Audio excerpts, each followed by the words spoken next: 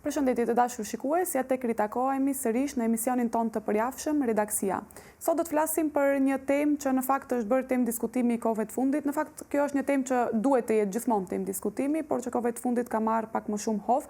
Do të flasim për adoleshentët dhe për sfidat të cilat ato i përjetojnë në këtë fazë të jetës. Si duhet i trajtojnë prindërit, apo çfarë nuk din prindërit, çfarë duhet të din prindërit, si ndikojnë edhe rrjetet sociale, por gjithashtu si ndikon edhe mënyra se si trajton shoqëria këto adoleshentë. Këtë temë ne do ta flasim, por gjithashtu do të ndalemi pak edhe tek seriali i cili ka bërë shumë bujë, që është seriali Adoleshencë, një serial që ka ngritur tema diskutimi, ka nxitur tema diskutimi në të gjithë botën, për atë se çfarë ndikon tek adoleshentët, tek dhunat mes moshatarëve, por gjithashtu tek bullizmi edhe tek rrjetet sociale se çfarë ndikojnë për të sjellë edhe deri tek dhuna. Ne këtë temë do ta flasim me një mysafire që e kemi këtu në studio, që është psikologe klinike Edlira Destani. Përshëndetje Edlira, mirë se erdhe. Përshëndetje, faleminderit shumë për ftesën. Faleminderit. Gjithashtu këtu e kam edhe kolegen time, sepse siç dihet në emisionin Redaksia ne këtë temat në fakt që i bëjmë, i ndajmë sigurisht me kolegët tonë, kështu që këtu është me ne, është edhe kolega ime Xhemazia Rizvani, e cila kolegja e dyfisht, po. Edhe ftesës edhe redaksisë. Po, pikërisht, e cila në fakt ka një djalë që nuk është adoleshent, por që së shpejti do të pritet të bëhet adoleshent, por që gjithashtu edhe ke punuar në fakt edhe në arsim dhe ke pas punë me adoleshent shumë, kështu që je personi i duhur sigurisht për të folur për këtë. Mirë se erdhe në emisionin tënd. Faleminderit shumë. Në fakt, me adoleshentët gjithë i ikim punës, janë fazat më të rrezikshme. Kështu janë një moshë vulkanike, do thoja, do ta cilësoja.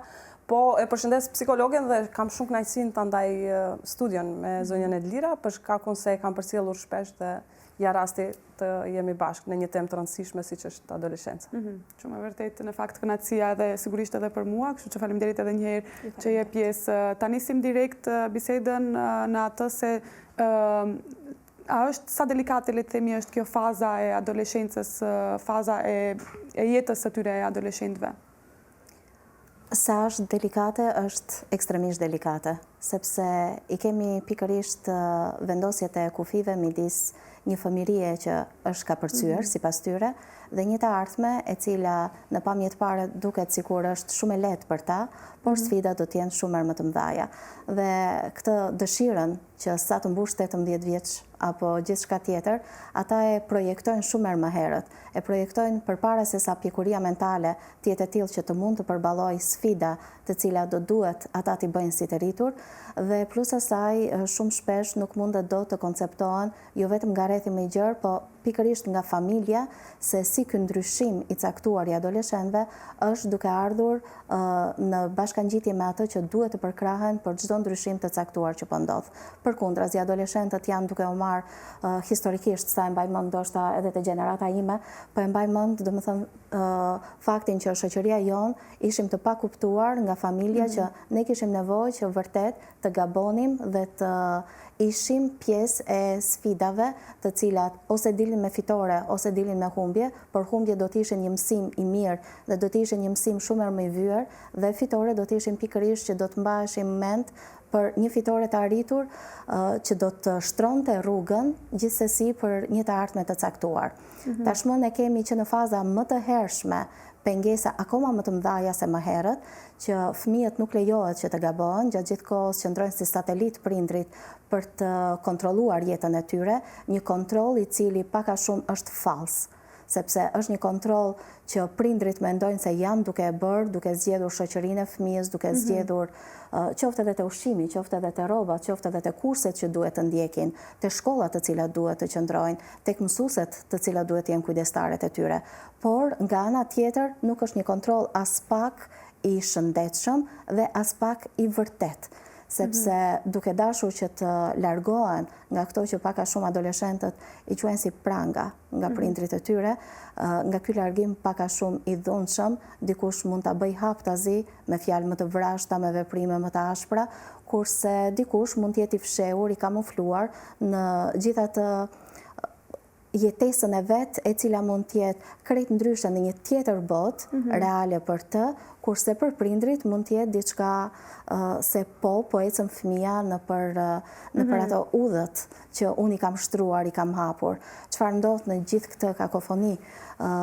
Po flasim për prindërim i cili po mundohet domethënë gjatë gjithë kohës që tjetë i mirë strukturuar, i mirë orientuar, të mos gabohet në ato që është gabuar më herët, por nga ana tjetër prindrit harrojnë një gjë që është një rreth shoqëror për të cilin as ata nuk kanë njohuri se çfarë përgatit, edhe vetë për ata, por edhe për fëmijët e tyre. Ndërsa fëmijët nga ana tjetër dëshirojnë jo vetëm nga ana biologjike që të shijojnë rritjen e tyre, por edhe nga ana psikologjike dhe nga ana sociale. Gjithçka është një mix i tillë i madh për të cilën unë mendoj si Edlira që gabimi më i madh është pikërisht fakti që ne po duam të kontrollojmë gjërat e pa kontrollueshme dhe nuk po lejojmë që rritja të jetë një rritje e shëndetshme dhe e vëzhgueshme për të mos arritur në gjëra të cilat janë dëmtuese. Pra, kontrolli me vëzhgimin vërtet mund të duken sikur të jenë si motra, por në të vërtet kanë orientime shumë të ndara. Kjo ndikon pastaj sigurisht kontrolli i tepërt sigurisht ndikon edhe tek fëmia, edhe nëse fëmia për shembull dëshiron që të marrë një rrugë në moshën e adoleshencës, nuk është që i mendojnë shumë gjëra dhe kontrolli i tepërt i çon drejt një rrugë tjetër që mund t'i shtyjë. Çfarë do të ndodhte nëse do t'i kontrollonin shumë gjërat adoleshentët? Ata vetëm do të kontrollonin gjërat, por do merrnin përgjigje paraprake vetëm thjesht nga mësimet që mund të kenë marrë nga të tjerët, ose nga orientime, nga modelet e gatshme, për të cilat ne prap themi që modelet e gatshme për të cilat adoleshentët duan të marrin janë modele jo të shëndetshme në të gjitha rastet, sepse këto modelet e gatshme ata nuk i marrin nga shoqëria konkretisht, domethënë kur qëndrojnë, nuk i marrin as nga profesorët e tyre, as nga të afërmit e tyre. Modelet konkretisht nga adoleshentët merren nga rrjetet sociale, nga modelet të cilat janë shumë larg këtyre, janë shumë më të plastifikuara dhe as pak nuk janë të vërteta. Kështu që në qoftë se këto modele të cilat ne i lejojmë që fëmijët i marrin dhe të themi shiko filania bën kështu siç thuaj më përpara, kurse tani vetë adoleshenti thot po, ama shiko, ndodh kështu. Pra jemi të dyja rastet si më herët si tani në modele të cilat nuk janë të shëndetshme, sepse besoj se secili adoleshent, secili njeri është individ më vete. As pak nuk duhet ju lëmë individve që të rriten si kopja e dikujt apo si injektimi i diçkaje që duhet të bëhet kopja e dikujt. Duhet të lihen të lirë për gjithçka që kanë kapacitet për të përthithur dhe për të riprodhuar më pas. Por mbi të gjitha, në të gjithë këtë proces, ata duhet të përjetojnë. Dhe duke mos përjetuar, ata arrin domethënë që të jenë diçka shumë glamoroze nga jashtë edhe shumë e thatë nga brenda, gjë që ne as pak nuk duam ta shohim për adoleshentët. Që edhe në fakt dhe me rrjetet sociale është bërë shumë e shpeshtë kjo pjesa që gjërat prej jashtë se si shihen, por prej brenda askush në base nuk është ajo që shihet për jashtë, nuk e kanë atë emocionin apo gjërat e tjera që i kanë për brenda, nuk është ajo që shihet për jashtë. Gjemi si e sheh ti edhe këtë pjesën sepse ti ke punuar me adoleshentë dhe e di që për ty ka qenë shumë e vështirë shpesh. Në fakt jo, përkundrazi ka qenë shumë e lehtë për mua. Edhe është interesant, po unë shumë kënaqësi kam pas. Kam qenë në 3 cikle, domethënë cikli ulët, cikli fillor i mesëm, shkollë të mesme dhe fakultet, domethënë në të njëjtën kohë. Dhe nëse dikush do më pyeste me cilën moshë ke qejf të punosh më shumë, është pikërisht kjo faza ku gjithë ikëm përgjithsisht për të punuar me ta. Pajtohem me gjithë çka tha psikologja, normal, ajo e njeh më mirë këtë fushë, është psikologe e fushës edhe e din që kontrolli i prindërve mbi fëmijët është jashtëzakonshëm dhe nuk duhet të jetë. Por unë kësaj do t'i shtoja një diçka që e kam parë në shkollë dhe që është dirigjimi. Domethënë përveç kontrollit që e ceku deri më tani psikologja është dhe dirigjimi. Që shumë shpesh prindët duan të dirigjojnë jetën e fëmijëve. Në ç'kuptim?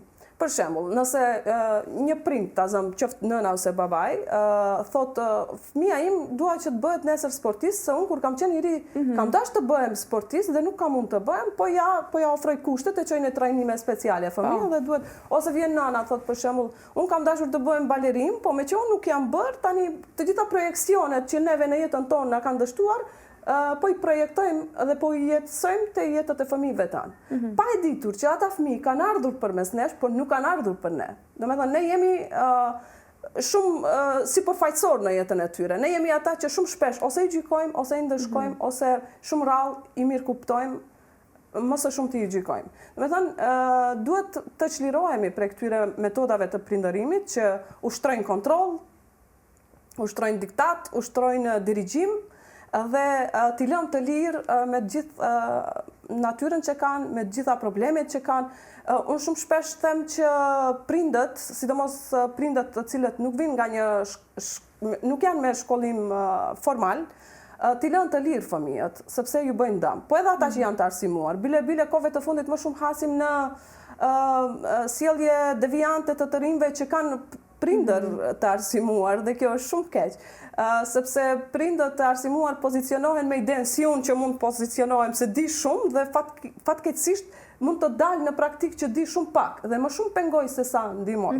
Nëse shoh për shembull që fëmia im nuk e di, ka filluar të përdor narkotik ose ka filluar të mos bindet, sepse mosbindja është shumë alarmante, se kështu janë ato simptomat e para të adoleshencës, që në fillim është mosbindja, ngritja e tonit të zërit, janë disa gjeste për të cilat alarmohen prindërit dhe thonë, okej, unë tani po do shtoj si prind, me që fëmia nuk më dëgjon. Jo, fëmia yt thjesht është rritur dhe ti tani atë duhet ta dëgjosh.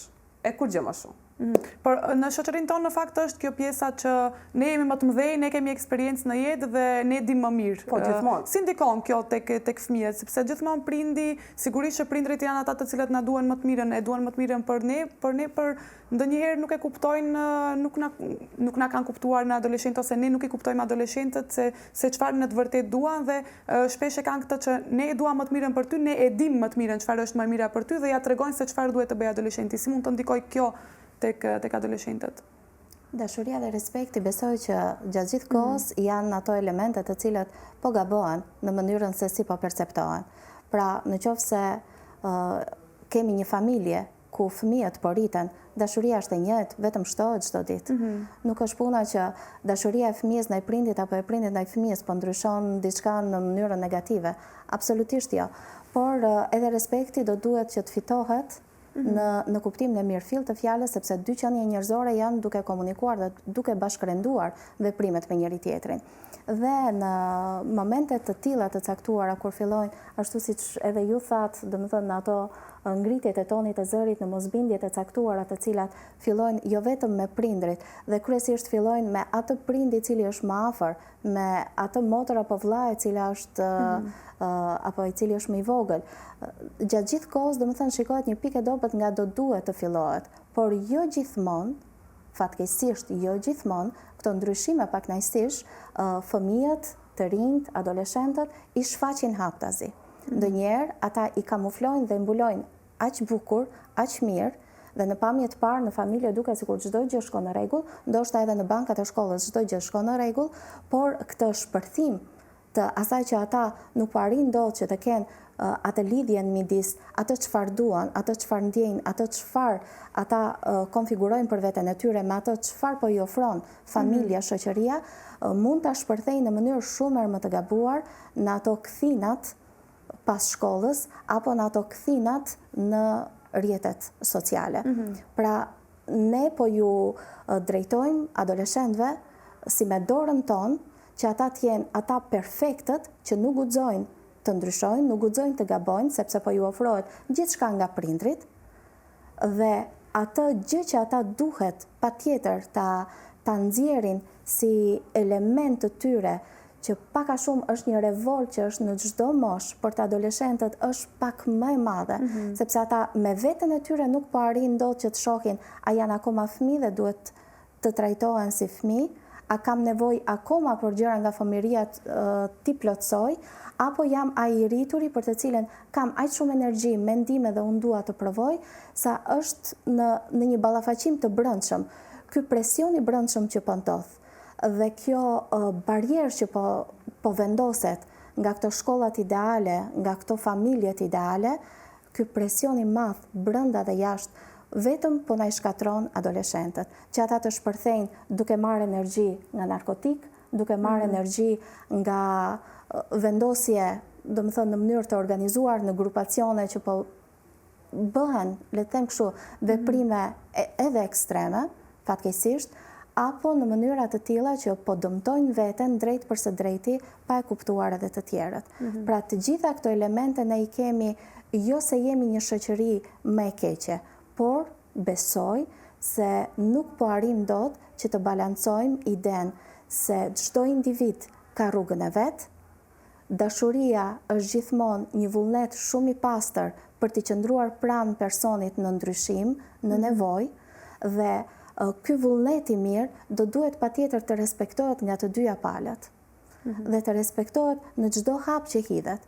Dhe jo thjesht ke marrë, le të them sot 4 dhe ti ke përfunduar ciklin tënd të jetës, sepse një 4 jotja mund të ndikoj kudo, mund të ndikoj të ardhmen tënde, dhe ty fëmia nuk të shikon si personi që do të zbrazet për atë 4-ën, si mund ta ndryshoj, por si një pengesë shumë më e madhe, qoftë nga profesori, qoftë nga prindi, një pengesë se tani unë jam në një rrugë, do me thënë, komplet të pa orientuar. As vetë nuk di çfarë të bëj nga gjithë ky presion, edhe vetë e kuptoj që kam bërë diçka për të cilën ndoshta do paguaj një çmim tjetër, për të ardhmen time, për shkollimin, për gjithçka, sepse ne duam apo s'duam, jemi në një sistem arsimor ku vlerësohet çdo ulje e notës dhe çdo ulje e sjelljes, dhe adoleshenti mendon që jeta e tij do të qëndrojë pikërisht në këto dy argumenta, dhe nuk e kuptojnë që praktikisht ajo që ndjejnë, ajo që veprojnë, ajo që ata konfigurojnë për veten, është shumë më e rëndësishme se sa thjesht një mesatare shumë e mirë, apo një thënie po, gjithmonë kur thon prindrit. Shumë e vërtet kjo. Sa i përket kësaj, dua të ndërlidhem te sistemi i vlerësimit, do me thënë që shumë deri vonë ne jemi mësuar të jemi superior në vlerësim, edhe prindët e kanë këtë kërkesë nga fëmijët, sapo shohin që fëmijës i është ullur performanca në shkollë, shqetësohen edhe fillojnë ato gjykimet e moralizimet e si ti ke lejuar e qortojnë fëmijën, në ndërkohë që duhet ta motivojnë sipas meje që shumë herët të marrë një nish. Unë për shembull rast konkret, djali para do kohe mori një nish në shkollë dhe unë u lumturova shumë. Edhe derisa nëna tjera ishin shumë të shqetësuara, unë thash dua që djali im ta thej atë mitin e përkryerjes. Ai nuk mund të jetë i përkryer asnjëherë dhe nuk mund të gjitha notat i ketë pesta. Nuk mund të jetë i mirë në të gjithë lëndët. Nuk mund të jetë, nuk mund, sepse nuk është gjeni, supozoj që nuk është gjeni. Edhe mund të jetë shumë i mirë, mund të jetë gjeni në një fushë, por nuk mund t'i di të gjitha. Edhe sistemi arsimor më duket se që këtu e përgatit adoleshentin që diku në jetë të ketë një rënje. Kurdo që do ta marrë atë nishin, në klasë të 5, të 6, të 7, shoh prindë shumë të shqetësuar, kam parë prindë shumë të shqetësuar nëse fëmia ka marrë 4, do me thotë alarmohet për 4, mos flasim nëse ti mendon që ti vesh një notë që është shumë e ulët. Dhe nuk e kuptojmë për shembull që kjo është mirë për fëmijën e tyre, sepse fëmia që në vegjëli do mësohet që është thjesht një numër, që mua më vlerëson në bazë të asaj sa di unë për momentin në një fushë të caktuar. Që nuk do të thotë se ne duhet, kur e shes se kërkesa e prindit, e rrethit, e mësuesit është që unë gjithmonë do të jemi mirë në këtë segment, edhe në këtë, unë nuk guxoj të dështoj dhe ti të krijohet një përshtypje se të gjithë presin prej teje që ti je shumë i mirë. Dhe kur vjen faza e adoleshencës, aty pastaj ndodh hataja nëse një fëmijë ka performancë pak më të ulët. E quaj fëmijë, pavarësisht që domethënë është supozojmë që janë të rritur më, duan të na japin provat se ata janë të rritur adoleshentët, dhe ndodhin lloj-lloj dramash sepse dështojnë në dashuri, dështojnë në miqësi dhe këto janë gjëra tragjike, ulet performanca në shkollë, mungesa e komunikimit me prindët, mungesa e komunikimit me arsimtarët, sepse automatikisht kur ty do t'ulet performanca në shkollë, ti nuk do ta kesh raportin mirë me arsimtarin, nëse se ke mirë raportin me arsimtarin, se ke mirë me prindët në shtëpi, sepse kur shkon në shfer, gjithkohës të gjykojnë si ka mundësi që ti ishte shumë i mirë, tani e bëri keq. Pa kuptuar që është një thirrje për të parë brenda botës së tij se është po ai njeri, po thjesht është rritur edhe është një ka ndryshuar. Kjo përkryerja diku ka lëvizur, është shkëputur një hall dhe tani po shkatrohet e gjitha ajo që ti ke projektuar për atë fëmijë. Po nuk ndodh asgjë më shumë përveç se është rritur pra ai fëmijë, të cilin e kemi quajtur ne fëmijë. Duhet ta shohim si të rritur që mund t'i menaxhoj vetë të gjitha problemet, sepse në fund të fundit nuk janë probleme, siç e tha edhe psikologja më herët, duhet t'i lëmë të dështojnë fëmijët tanë. Ne këtë probleme kemi, jemi prindër shumë protektiv, ndoshta edhe unë her pas here ndalem dhe mendoj dhe them, ok, unë e flas kështu, po prapë se prapë në praktik nganjëherë e shoh veten që jam shumë protektive. Nuk e di si shërohen këto gjëra, ndoshta edhe vetë prindet ka nevojë për të shkuar te psikologu për të mësuar se si duhet sillen. Nuk është turp të shkohet, për shembull. Nëse ti ke një vështirësi në lidhje me komunikimin me fëmijën tënde, shumë mirë të shkohet te psikologu edhe ti thuash, ok, unë bëj kështu, a jam në rregull apo s'jam, ç'a duhet të ndryshoj, si duhet t'i qasem fëmijës, sepse shumicën e rasteve këtu ne i kemi vështirësitë te mos komunikimi, te gjykimi shumë i ashpër që u bëjmë fëmijëve gjithkohës, te ato pritshmëritë që ne i kemi krijuar për ta, ndërsa pritshmëritë e tyre në fakt janë krejt tjera dhe dallojnë shumë prej tonave. Dhe këtu është ajo shkëputja, ai kufiri i ndarës, i prerë që vjet mes adoleshentit dhe prindërve, të gjithë autoriteteve në përgjithësi. Kjo vjen edhe nga presioni shoqëror pastaj që lidhet, por ne do të flasim sigurisht, do të vazhdojmë bisedën edhe duke u fokusuar më shumë, sepse ti Gjemi mirë e the që nuk është turp të shkosh në psikolog, prindërit të shkojnë në psikolog për të mësuar se si të komunikojnë me fëmijën, sepse pikërisht te kjo do të lidhemi në këtë pjesë tek prindërit për mënyrën se si ndikon mënyra e komunikimit të prindërve me adoleshentët që sjell më pas edhe që mund të sjell deri tek përdorimi i dhunës tek adoleshentët, sepse ndikon edhe mënyra se si sillen prindërit me të, duke marrë edhe shkas edhe serialin Adoleshencë, por tani do të shkëputemi për një hapësirë të shkurtër publicitare, më pas do të rikthehemi për të vazhduar. Jemi rikthyer sërish në studio dhe vazhdojmë diskutimin me psikologen Edlira Destani dhe me kolegen time Gjemazie Rizvani, ku flasim për adoleshencën, që është një moshë delikate, një fazë e jetës së tyre që është mjaft delikate dhe që në fakt duhet të trajtohet, por duke folur edhe për pjesën se si duhet të jetë komunikimi i prindërve me fëmijët e tyre. Unë këtu tash dua të ndalem sepse e përmenda edhe para reklamave, domethënë që është shumë i rëndësishëm komunikimi i prindërve me adoleshentën kur vinë në kohën e adoleshencës. Si mund të ndikojë një komunikim i mirëfillt, por nga ana tjetër edhe një komunikim që nuk është mjaft i mirë me fëmijët, me prindërit me fëmijët? Unë mendoj se komunikimi është artë dhe duke qenë si i tillë duhet patjetër që të perfeksionohet me kalimin e viteve. Arti është i bukur në perfeksionizmin dhe në jo perfeksionizmin e vetë, varet se si e lexojnë, por e rëndësishme është që të jetë aty, të jetë prezent. Dhe për aq kohë sa ne mendojmë se një komunikim nuk e kemi ndërtuar të drejtë me fëmijët, atëherë prindrit mund të tërhiqen dhe e bëjnë gabimin më të madh të mundshëm. Gjithmonë do të ketë përplasje, lëvizje në fazat caktuara të jetës së fëmijës, ku komunikimi do jetë i tillë që nuk do të jetë absolut. Do më thënë shumë i mirë si në për filma, le të them kështu, në ato filmat ideal. Në të vërtet, pjesa e komunikimit nuk mësohet atëre kur ne kujtohemi që fëmia pas ka bërë një gabim në shkollë apo gabim në shoqëri. Komunikimi vjen natyrshëm, njësoj siç përpiqemi ne të jemi si prindër në hap me nevojat e fëmijëve, qoftë në ato vitet e para të jetës kur ka nevojë për gjithçka për ne. Ashtu ka nevojë edhe për komunikim. Por prindrit besoj se e humbasin rrugës këtë nivel të komunikimit në vend që ta forcojnë, sepse fëmia ka më shumë nevojë, fillojnë të shkëputin.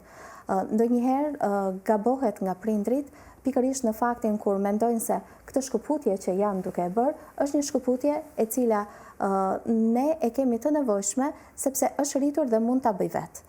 Po, nuk është në kundërshtim me atë që unë thash më herët. Do me thënë, ne do t'jemi aty sa herë që fëmia jonë do ketë nevojë për të folur, ashtu siç ne do të kemi nevojë gjithmonë që të flasim me fëmijën sa herë që shohim diçka që nuk shkon te ta. Por jo të presim që dikush tjetër të na orientojë. Te fëmijët ndikon shumë keq dhe këtë e shikoj nga këshillimet psikologjike, kur fëmijë, qoftë në pubertet, qoftë në adoleshent, vinë dhe thonë, deri tani gjithmonë unë kam qenë fëmia ideal, por duhet të ndodhte diçka në shkollë që unë të isha fëmia më i keq, më negativ, nuk kam ditur asgjë dhe përsërisi në mënyrë robotike atë që prindrit i kanë thënë. Pra, nuk i ka vrarë një gjë që ka ndodhur diku në një hapësirë tjetër, sa mund t'i ketë vrarë shumë më shumë ajo që është ndërtuar, domethënë një shkëputje që është ndërtuar në formën e një humnere, mund të them, komunikimi midis fëmijëve, sepse fëmia fillon të perceptojë që unë në syt e prindit tim lexohem si i tillë dhe fillon t'ja instaloj vetes që unë e kam këtë. A mund t'a besoj apo jo? Në të dyja rastet është e gabuar. Në rastet kur e beson fëmia tërhiqet dhe performanca e tij do të jetë shumë më e ulët në të gjitha nivelet, në rast se nuk e beson, ai do të mundohet në të gjitha format e mundshme që të bëjë gjëra të cilat ndoshta as nuk i ka menduar më herët, për të rënë në sy që vërtet ti më the që unë jam kështu, atëherë shikoj se si është kështu. Pra është një hakmarrje paksa e vogël që në të vërtet mund të ketë pasoja shumë më të mëdha dhe adoleshentët dinë të bëjnë shpërthime të tilla në mënyrë jo se i kanë menduar shumë thellë me laps me letër që do të bëj këtë apo atë lëvizje, por sepse ju vjen shumë natyrale në mënyrën se si ata e kanë atë energjinë për të komunikuar. Të mos harrojmë që gjatë kohës së adoleshencës ne kemi edhe një fazë tjetër për të cilën quhet kriza e adoleshencës, që duam s'duam flasim për këtë lloj krize dhe duhet jemi vërtet shumë të vëmendshëm për të vëzhguar çdo ndryshim të fëmia, çdo mënyrë se si ai del jashtë, në mënyrën se si kërkon nga prindrit, mënyra se si e ka tonalitetin e zërit, sa kohë kalon i mbyllur brenda, domethënë dikund, qoftë në një ambient dhome apo qoftë në rrjetet e tij sociale, domethënë duke qëndruar. Duhet ne të rriturit që të jemi ata që do vëzhgojmë çdo ndryshim të fëmijës, që të mundet këtë ndërtim komunikimi ta kemi intensiv, po në mënyrën e drejtë, në qoftë se diçka vërtet ka dalë nga kontrolli. Por nuk mund të kujtojmë pas 5-6 viteve që unë e kam lënë fëmijën tim të lirë sepse kam besim, është i pari klasës, nuk më ka bërë asnjë problem dhe dashje pa dashje kujtohem që përveç faktit buka është gati, ose hajde se po blejmë tesha për Bajram, meqense sapo e kaluam, i bie domethënë që tani ti themi, ti je kështu. Kujdes, ku kemi qenë më herët? Kështu na ndodh edhe në për ambientet e shkollës. Domethënë, është në një cep një fëmijë i qetë i urtë dhe nuk i kemi lënë as pak hapësirë që përveç mësimit apo detyrave apo performancës në teste, absolutisht është, domethënë, jo komunikativ me shoqërinë dhe për një moment ai ka atë shpërthimin e vet, sepse deri aty është, do të tregoj dhe ai gjithçka që ka në vetvete dhe ndonjëherë orientimin për t'i treguar i kanë në mënyrë shumë më të fuqishme dhe si profesor, si arsimtar, habitemi se si mundet më i urti i klasës, më i urti i shkollës të bëj problematikat për të mëdha. Ne jemi me qenie, me individ dhe këta individ do duhet i kemi të trajtuar gjatë gjithë kohës. Nuk janë thjesht, siç thoshte kujdestarja ime dikur, cop kaq. Kur na thoshte, ju mendoni se nuk jeni individ, atëherë nuk po them janë kaq nxënës dhe po ju them emra, po ju them cop kaq, a jeni të kënaqur? Dhe normalisht ne ndjeshim shumë të pakënaqur dhe kuptonim që duan të na trajtojnë si njerëz, atëherë ne duhet të sillemi si njerëz. Pra, në nëreshta gjithmonë çdo lloj komunikimi ka vlerën e vet, ka peshën e vet. Por besoj se faktori kohë, faktori i problematikave sociale te prindrit ka ndikuar shumë fuqishëm dhe kjo është për të nënvizuar, por gjithmonë kemi kohë që qoftë edhe nëpërmjet telefonit, ashtu siç e përdorim ato rrjetet sociale, një nga mesazhet të jetë për fëmijët tanë ose një nga telefonata të jetë për fëmijët tanë. Pavarësisht se në darkë do shikohemi, por prap darka e ka të nivelin tjetër. Është ndryshe kur ti je aty për fëmijën dhe fëmija e di që sa herë të ketë një problem, nuk fillon të shikoj listën e shokëve ose të jetë i vetëm përballë diçkaje, por e ka të mësuar në mënyrë automatike që po, për mua është gjatë gjithë kohës, edhe nëna dhe babai im.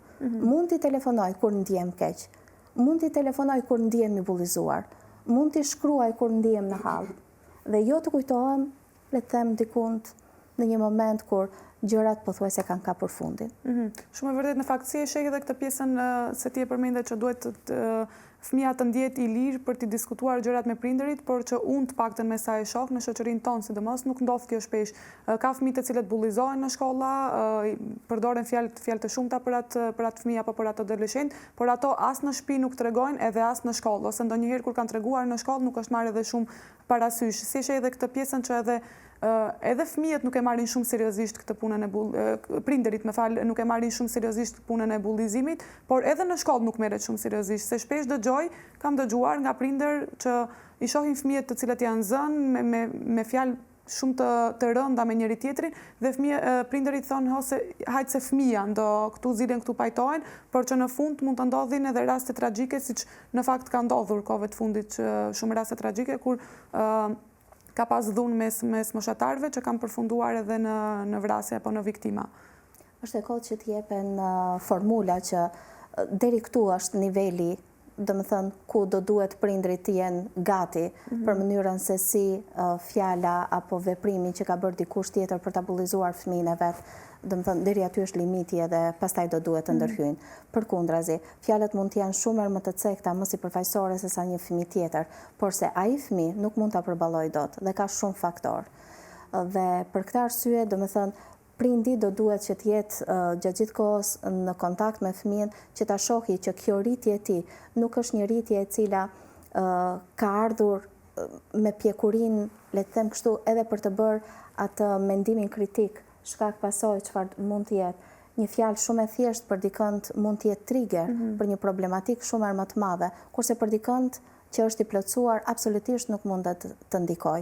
Pra edhe fjalët si fjalë nuk mund të jenë të tilla që kur i themi arsimtarit më tha dhe e themi një epitet, kur gjë nuk është. I thash prindit më tha diçka, asnjë gjë nuk është. Pra nuk mundemi dot të cilësojmë apo të vendosim një fjalor që këto fjalë janë bullizuese dhe vetëm prej do më thënë, kësaj kolone të fjalëve ne do të marrim masa, kurse kjo tjetra është shumë e cekët. Absolutisht, çdo gjë që ndikon te fëmia do të jetë pikërisht ky ndryshim, edhe sikur të mos jetë krijuar komunikimi në familje të caktuara deri atëherë, do jetë një ndryshim i dukshëm te fëmia.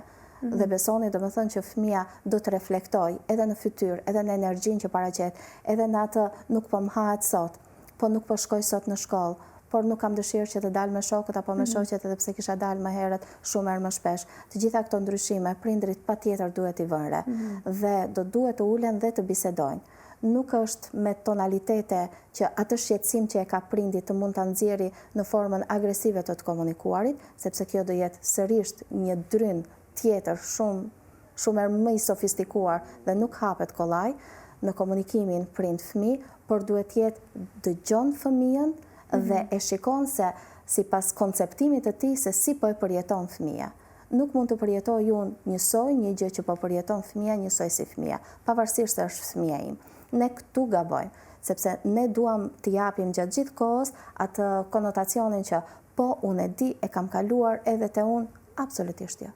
Fëmia është pikërisht tjetër fëmijë, pavarësisht se siç thatë edhe juve vjen nga ne, por nuk është unë dhe është rritur në një kontekst tjetër shoqëror, është rritur në një kontekst tjetër ekonomik, është rritur në sfida krejt të tjera dhe ndoshta gjithçka që e rrethon atë është një hapësirë për të cilën ai po ndërtojë ndryshe dhe unë jam ndërtuar ndryshe. Shumë e vërtet. Mendoj se sfida më e madhe tani për momentin ndërlidhem edhe te seriali pak me që e kemi parë të trija. Sfida më e madhe tani është për të gjitha autoritetet, nga që edhe në serial, pse i ka alarmuar prindët në radhë të parë, sepse janë prindët ata që ngritën alarmin kur e panë këtë serialin, mendoj se u vun para pasqyrës dhe panë se si adoleshentët tanë krijojnë një botë alternative nga e cila neve na kanë përjashtuar. Do me thënë, kanë përjashtuar autoritetet e rendit publik, policët, kanë përjashtuar prindërit, kanë përjashtuar psikologët, kanë përjashtuar të gjithë dhe kanë krijuar mësuesit të gjithë autoritetet për rreth, pra edhe rrethin shoqërinë, dhe kanë krijuar një botë të algoritmit në cilën ne nuk kemi qasje. Edhe më kujtohet në serial ai momenti kur djali i policit i rrëfen se, do me thënë, e gjithë kjo dramë ndodh për shkakun se ky i ka bërë një, si quhen ato shenjat që i kanë bërë, emojis, që i kanë emocionet përmes të cilave kanë komunikuar, dhe policia kthen për një simbol, ka ndodhur një vrasje. Është pra kjo çështja e minimizimit të problemit që ne kemi gjithmonë ndaj adoleshentit kur themi, për një fjalë ju jeni zënë, kjo s'është asgjë hiç. Po faktikisht ajo është bota në të cilën funksionon rruzulli i tyre, nga i cili ne konkretisht tani vërtet është shumë sfidë, jemi të përjashtuar. Dhe ne ka prindë në mesin tonë që jo prindë, po ka dhe të rinj të cilët nuk i njohin shumë mirë këto gjërat e teknologjisë që ka sjellë bota e adoleshentëve tash, epoka e globalizimit.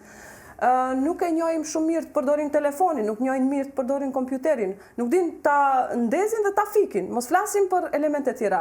Unë gjithmonë kam dhënë alarme, sidomos në redaksi dhe u kam thënë prindërve që ju duhet përgatiteni, nuk di. Do shkoni në kurse dhe do ta mësoni se si flitet me gjuhën e tyre, si funksionon kjo bota e algoritmin, me qëllimin që ju sa do pak të keni akses, sepse plotësisht asnjëherë nuk keni shans të depërtoni në botën e tyre. Se gjithmonë kanë dëshirë adoleshentët që të krijojnë një gjuhë të cilën ju nuk e kuptoni. Kjo ka ndodhur edhe në rastet kur nuk ka qenë i pranishëm kaq shumë interneti mes nesh. Kanë shpikur një gjuhë, nëse ju kujtohet dhe juve që quhet žargon, një gjuhë në të cilën fusin një shkronjë ndërmjet dy tingujve dhe kështu krijojnë një gjuhë të tyren. Dhe ti nuk e ato flasin për atë dhe ti nuk i kupton se çfarë flasin. Nuk e di pse është kjo nevoja, ndoshta pse nuk kanë shumë mirë kuptim në rreth dhe në fund thonë, "Ok, ne po shkojmë në një planet tjetër të jetojmë, ju rini këtu." Dhe kështu, më pak do ta kemi të dy palët, ju më pak probleme me ne, ne më pak probleme me ju. Prandaj, edhe njerë, po e zhvendos vëmendjen të seriali, të cilin duhet ta shoh çdo prind, edhe përfundimisht të shoh që ajo bota e adoleshentit të heshtur që e kemi në shtëpi, në një cep të shtëpisë, në një dhomë të mbyllur, ku mendojmë se është i sigurt, ashtu siç thuhet dhe në serial, nuk është as pak i sigurt. Më i rrezikuar se tani nuk ka qenë asnjëherë. Këto problemet me rrjetet që filluan më herët përmes grupeve që përfunduan në skandale që akoma janë në përgjykata këtu në Maqedoni, ku dërgonin foto të vajzave nudo që i shpërndanin javna soba, dhoma publike. Rastet të tilla të ngjashme na kanë ndodhur shumë shpesh mes adoleshentëve në shkolla. Fotografi që janë keq përdorur në shumicën e rasteve të vajzave, dhe është shumë e rëndësishme si qasesh ti atij individi, domethënë, çfarë qasje duhet të kesh. Dhe këtë qasje nuk e di as arsimtari, nuk e po ti thua që është në rregull, nuk është në rregull. Po ta gjykosh e bën më keq, sepse mjafton që i ka krizat e veta. Dhe sinqerisht ka qenë një nga arsyet për cilën unë nuk jam në arsim, sepse kam ndjerë se nuk ndodhesh ka shi një problemi shumë të madh që ti e kupton rëndësinë e atij problemit, por nuk je aftë dhe nuk ke kapacitetin që ta ndihmosh edhe më tej. Sepse për mua ta shkollat duhet të ridimenzionalizohen, të rikonceptohen, të kenë funksion krejt tjetër. Nuk them që është më pak e rëndësishme dija, por po them që siguria tashmë është në radhë të parë. Siguria e atyre fëmijëve të cilët gjithnjë më shumë janë të rrezikuar, por na i ha kjo epokë e digitalizimit në të cilën, siç e thash edhe më herët, nuk jemi të gatshëm ta përballojmë. Jo vetëm ato, po edhe adoleshentët kanë filluar ta humbasin besimin që ne si prindër apo ne si të rritur në gjitha, qoftë në mënyrë institucionale, qoftë brenda në familje, ky besim i humbur i tyre karshinesh na bën akoma më të dobët dhe duket sikur na lë jo vetëm totalisht jashtë, po dukemi si armiqtë e tyre, pak a shumë. Dhe fakti që meqense po lidhem edhe unë pikërisht te këto 4 seri vërtet shumë domethënëse, fakti që prindrit, pavarësisht se e marrin veten që çdo gjë ka ndodhur mirë, ashtu siç e rrita një fëmijë, e kam rritur dhe tjetrin, dhe pse janë shumë më ndryshe. Pra unë jam një prind i mirë, unë jam një nënë e mirë, ti je një baba i mirë, por prap në brendësi ti e kupton që as pak nuk e qenë prind i mirë. Sepse nuk e qenë aty për fëmijën në momente të caktuara kur ai ka kaluar pikërisht këto dilemat e tija që a jam i vlerësuar, përkundrazi, nuk jam i vlerësuar, jam i bullizuar, a mund të më ndihmoj dikush, jo askush. A mund t'ja tregoj dikujt, sërish prindrit ndoshta do kishin qeshur njësoj si prindi i fëmijës tjetër, që edhe pse ishte me veshjen institucionale, nuk arriti do ta kuptonte.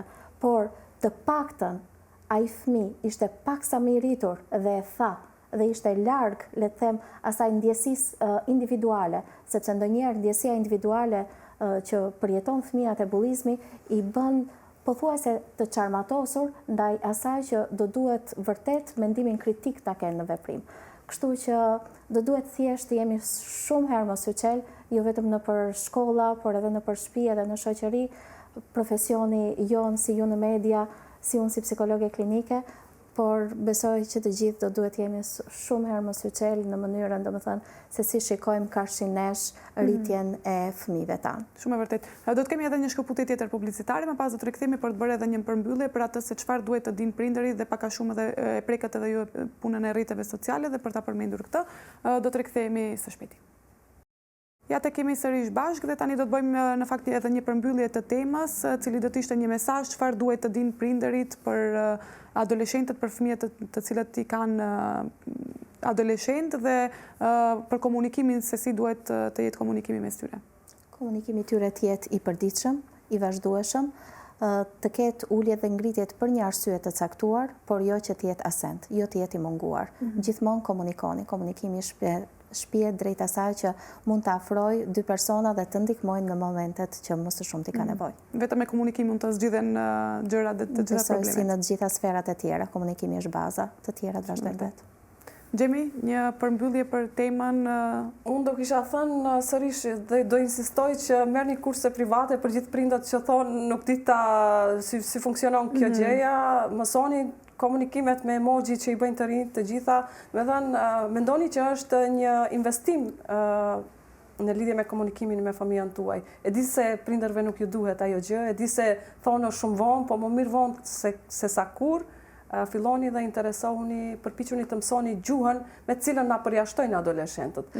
Te seriali edhe një diçka dua të ceki, është një moment kur baba thot, baba im më ka raft shumë, thot. Dhe unë kisha premtuar që djalin tim nuk do ta preki me dorë. Është kjo fjalia të cilën e kanë të stërdëgjuar nga prindët, të cilët gjithmonë kanë hasur dhunë dhe mendojnë se nëse baba ka qenë i keq, atëherë unë do bëhem një babi mirë. Dhe pyetja që shtrohet në serial është a jam bërë unë një baba i mirë? Mos them shumë i mirë. Atëherë është një pyetje me cilën dua ta përmbyll. Ta mendojnë të gjithë baballarët që shumë pak janë në edukimin e fëmijëve. Ta mendojnë a jam unë një baba i mirë. Shumë e vërtet, në fakt edhe një mesazh mjaft i mirë, por gjithashtu edhe për atë që thënë se duhet të mësojnë, sepse rrjetet sociale janë këtu dhe nuk mundemi t'i shmangim, kështu që është mirë që sa më shpejt t'i mësojmë, sigurisht edhe prindërit t'i mësojnë ato dhe për t'i ditur se çfarë do të thotë ai komunikimi që e kanë adoleshentët mes tyre. Faleminderit shumë edhe një herë që ishit pjesë e këtij diskutimi kaq të këndshëm. Faleminderit. Të dashur shikues, këtu do ta mbyllim emisionin tonë të përjavshëm Redaksia deri në redaksinë e ardhshme, ndërsa unë ju uroj një pasditë të këndshme e bashkë mirupafshim.